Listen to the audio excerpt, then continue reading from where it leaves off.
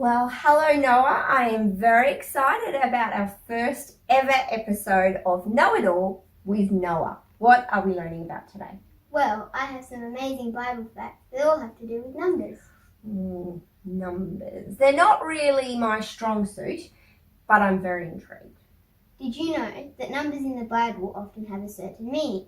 For example, 40 always means a time of testing, and it is used 159 times in the Bible.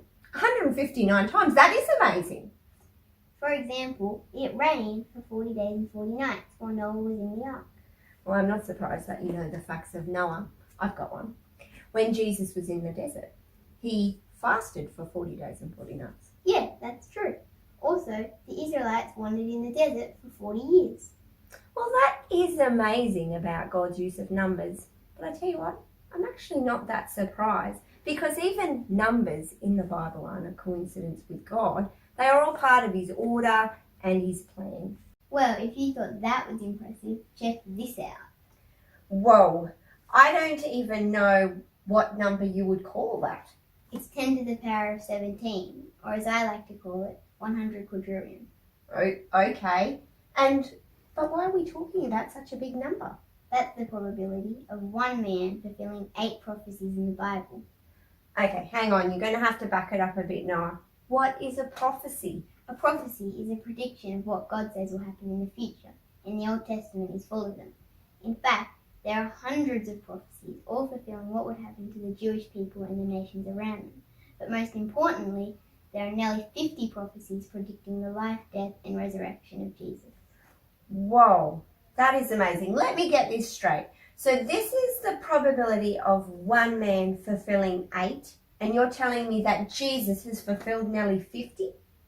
That is not a coincidence. I am so glad that God created people like Noah. They're thinkers.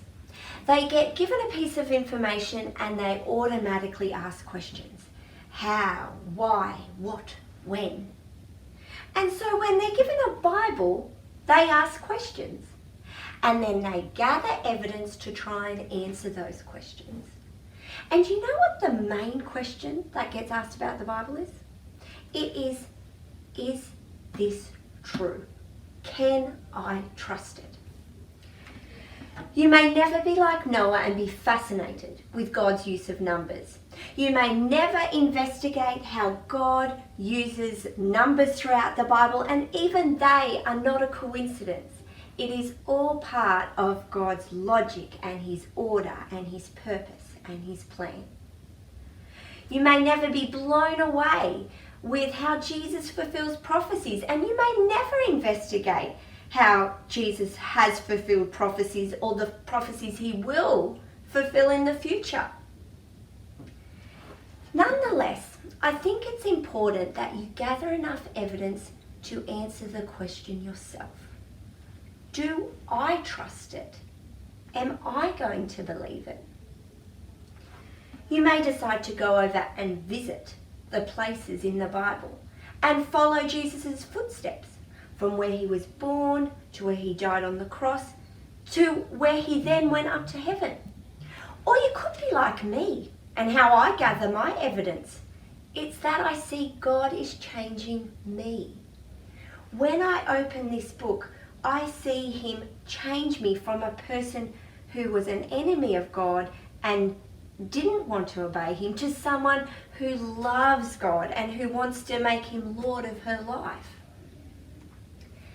The interesting thing about evidence and the evidence we gather is it all points to what God actually says about himself in the Bible. God says he can be trusted. He is trustworthy. He is faithful. He is logical. He is creative. He is all-knowing and ever-present. God has given us his word, and he's given us evidence. It's up to us whether we are going to believe it.